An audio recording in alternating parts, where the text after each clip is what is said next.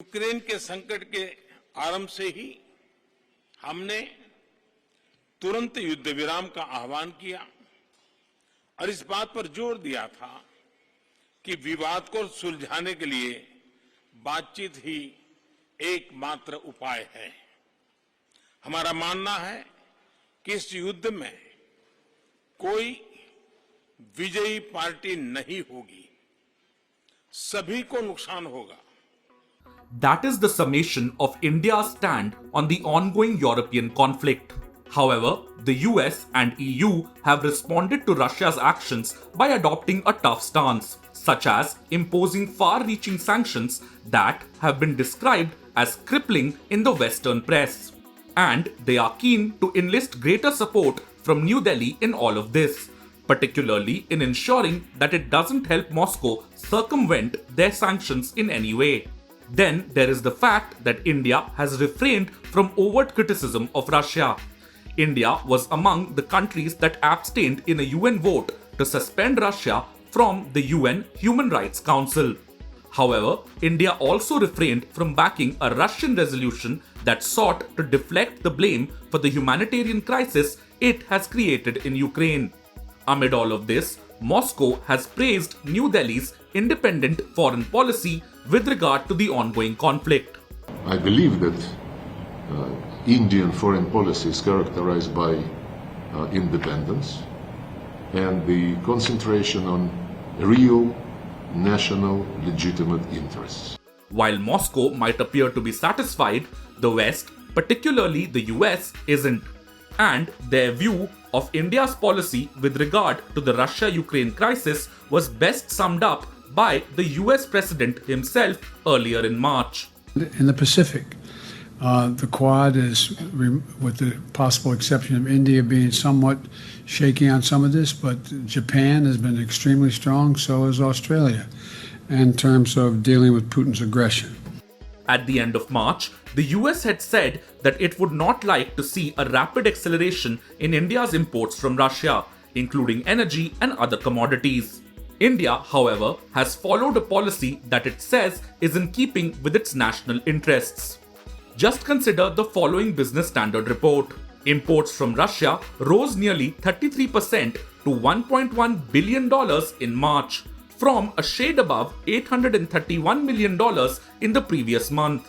This growth in imports was largely on account of oil. Note that India and Russia have also been exploring transactions through the rupee-ruble mechanism. Such a mechanism would also cause tensions between India and America and its allies.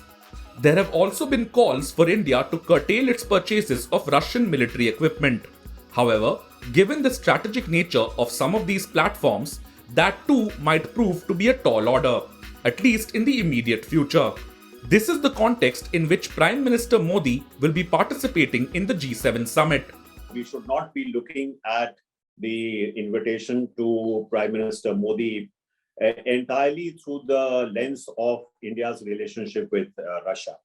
I think there is far more at stake, both for India as well as for the European countries and the West in general, with respect to what is a very, very changed and changing international geopolitical environment. The relationship with Russia and the Ukraine war is a part of that exercise, but it is far more important, I think, that India and the European countries and the United States of America, as also, the Quad countries, they should really be working together in order to shape what is going to be a very different kind of an international geopolitical environment.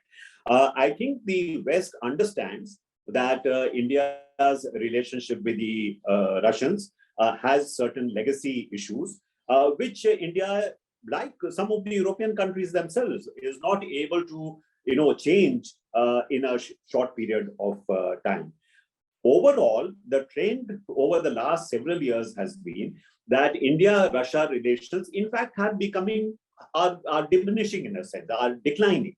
Especially if you look at, the February 4, the joint statement between Russia and China, one important consideration for India, which has been that Russia can also be a balancing factor in terms of its relations with China, that also has become a weaker argument because Russia has now gone so much closer to China. So I do not think that, the relationship with Russia is of such an order that it is of great worry to the West. I don't think we should be so much hung up on how important a factor, India's so-called rhetorical neutrality is for the West. Far more important is, I think, in terms of India working together with the West on substantive issues. And if we are looking at where India's interests lie, in terms of, for example, its own economic and technological transformation, the partnership with Europe, with the partnership with the United States, partnership with Japan, these are going to be critical factors.